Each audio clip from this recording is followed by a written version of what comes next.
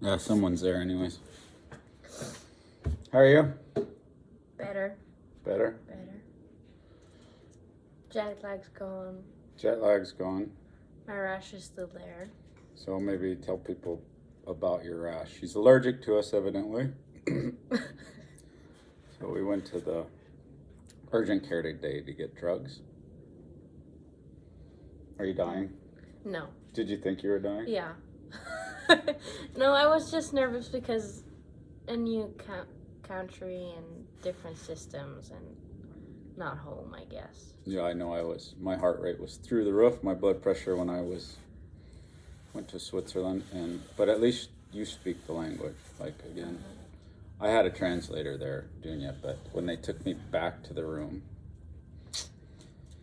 yeah, and then they were talking to me in Swiss and actually High German more than Swiss, but anyways.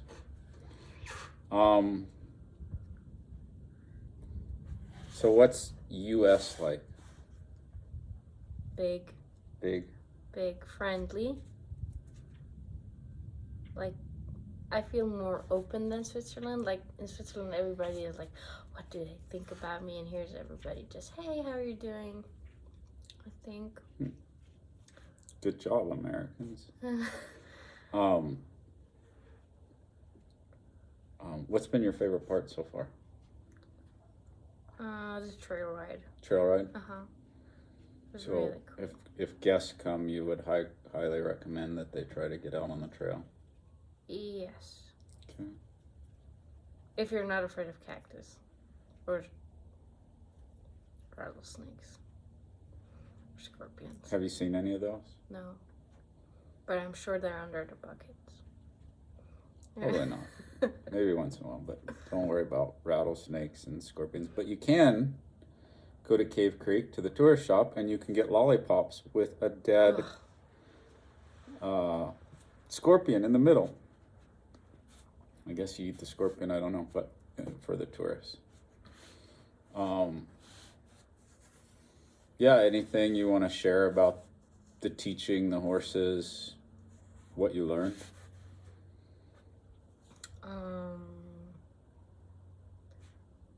Well, I guess a big piece of what I learned is my hands, like that I have to use my outside rein and not my inside rein. I think that's a big thing. On the leg yielding you're talking about. Yeah, and the hindquarters. So the way I would say it is you want to use the rein in the direction you're going. So if you're leg yielding left or hindquarters left, your left rein should be your leading rein. Yeah. And you draw the inside rein, which becomes your supporting rein. That way, whenever you bring the front, your inside rein can be your leading rein and the outside rein can be your supporting rein. But if you're half passing to the left, then your left rein is still your leading rein, but you need left flexion. But yeah, you should always have a leading rein and a supporting rein, and pretty put simply, your leading rein should be in the direction you're going. So, what else? Getting on a horse and not thinking, oh, it's Paul's horse, I can just let the wind blow through my hair, that I have to ride her. Or not just her, like have really the focus on and be there like every second. I think that's a big thing. I think for me it's like that. I was just reading a quote from Ray, and it's, yeah, I mean, you're on a living, breathing, thinking creature that reacts and has actions and reactions. So you should be aware at every moment, because that thing is alive. So you should be alive. You shouldn't be kind of asleep. That thing underneath you isn't asleep. It's aware of the surroundings and having to deal with. So you too should have to have an awareness in the surrounding. But I think it goes a little bit, when you're learning, it's a little bit like do X, then I do Y. And if I add A plus B, then Z happens.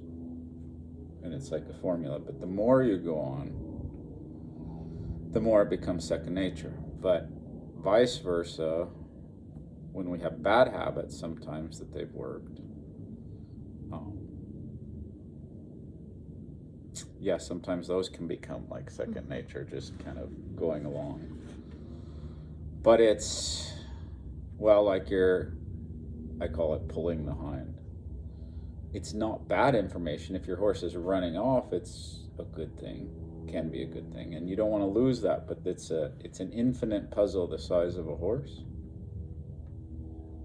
And it's not wrong information because it's information. It's just the other way seems to make more of the horse, and you have to be accurate. You can't pull on your right rein to move the hind to the left and pull on your right rein to bring the front to the right. You kind of have to find some different translation in there a little bit. So if you draw that, if you pull, you can make them give because you can get that angle. But if you draw that rein, you have to ride with your legs a little more.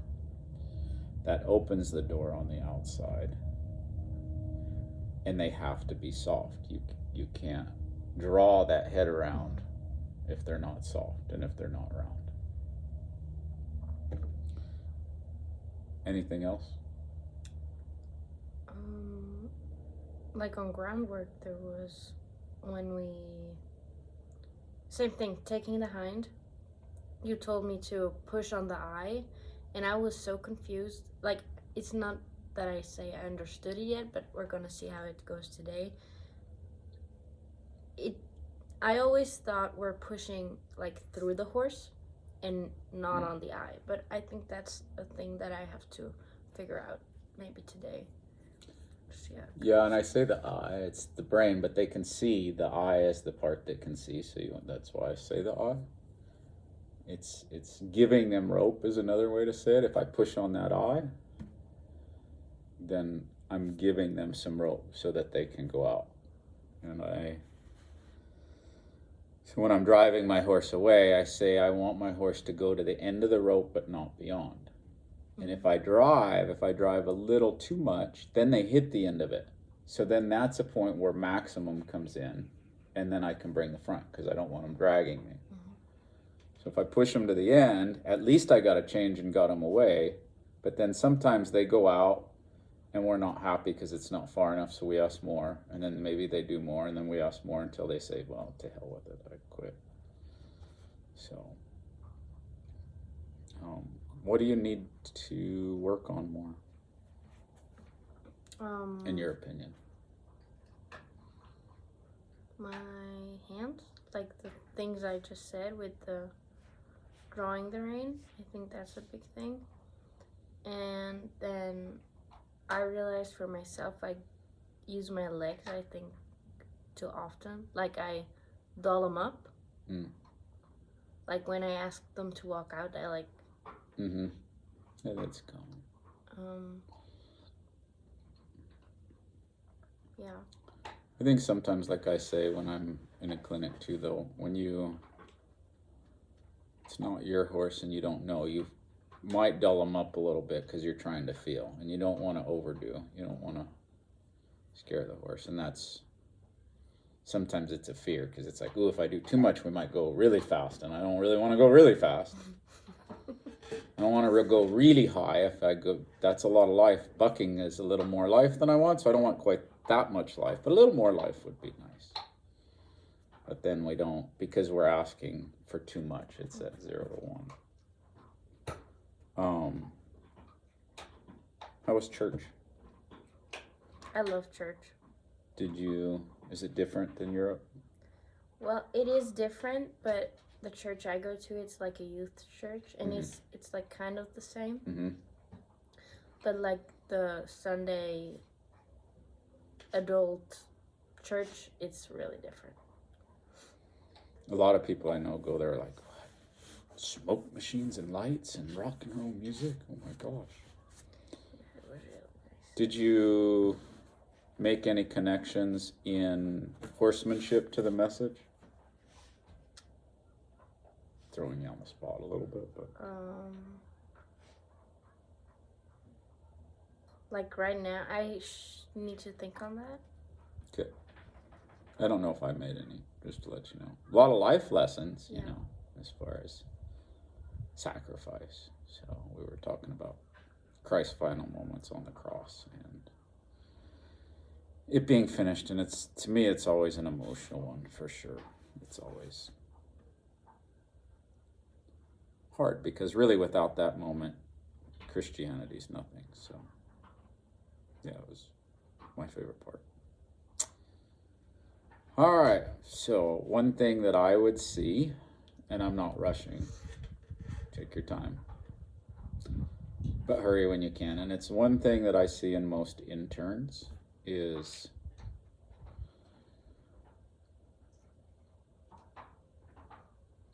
especially maybe Europeans, because you guys don't tend to ride as many horses, but it's being able to try to get that job done a little faster. Like the change quicker? Without compromising the horsemanship. Pushing the limits a little bit. Okay. Come in, get a job done next. And that's part, if you're just riding for a few people, that's fine, but to try to search, and maybe you ask a little too much, it's kind of that dullness of the leg a little bit. To search and really get that horse searching for change. Now, if it's just your horses, go as slow as you want to go. That's all fine. Yeah. But I guess that works if you have like 2 or 3 horses. If you want to have like 10 horses, you're not going to get much done. And so one thing is, without putting a lot of pressure on the horse, but still trying to get a change, is getting the most out of that horse in the time you have them. So would you say when you say get the change faster, you go in and you get like, you set yourself one goal and like everything else has to be on a good level to quit, but as soon as you get one change in the thing you wanted to, put them away? No, go on to another thing because you're trying to get the most done. But when you have a big breakthrough, put them away. So if it's just kind of a little change, cool, go on to something else. Get another little change. Come back to it, check it out. And it's pretty chill around here, but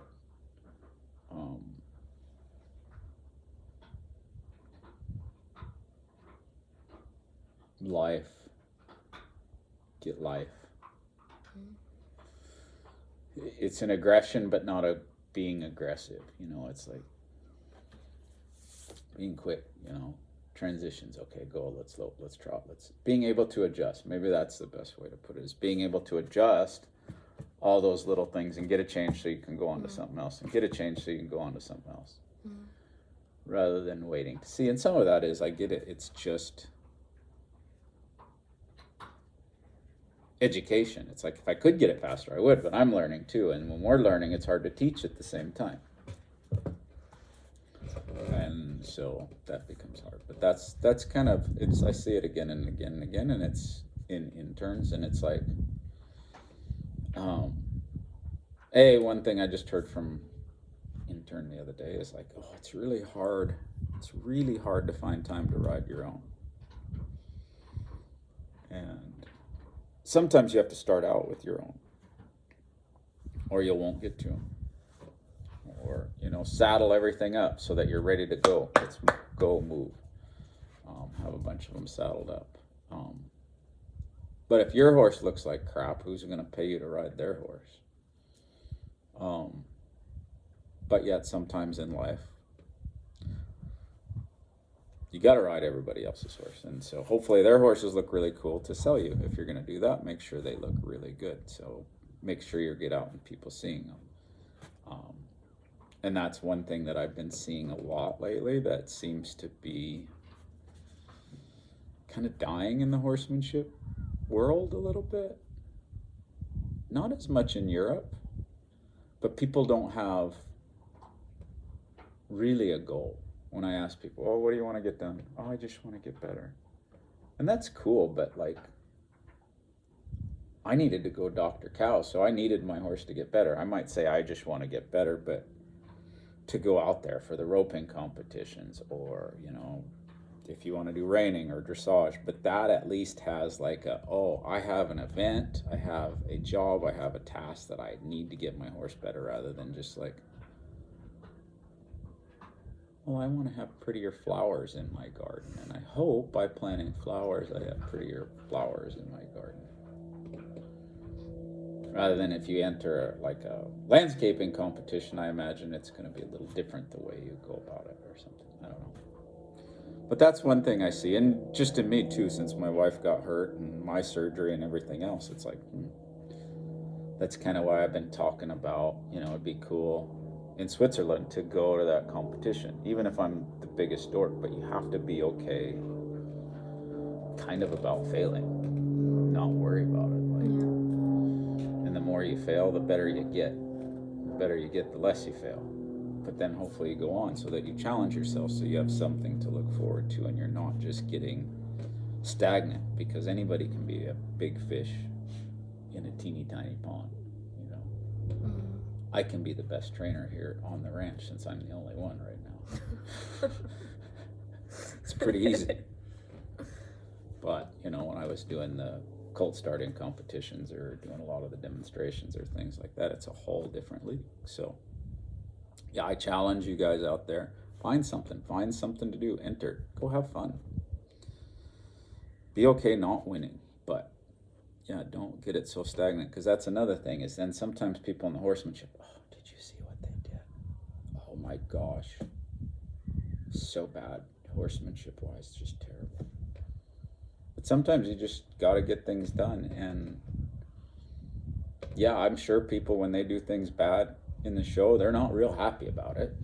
Yeah.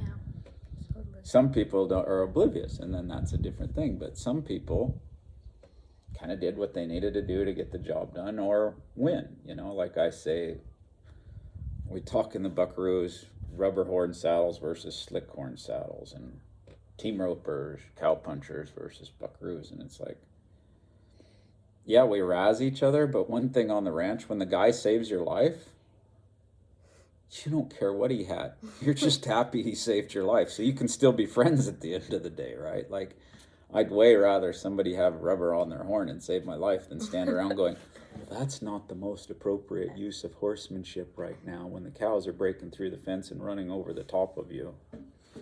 You try to help and you get the job done. So, anyways, anything else you can think of to share for today? No.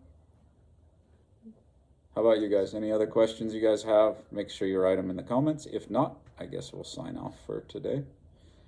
Enjoy the journey. Thank you to all the veterans, since it is Veterans Day here. I don't know when you'll be watching it, but in this country, just a great thanks to all those who allowed me to enjoy my life every day. Thanks for watching. Enjoy the journey.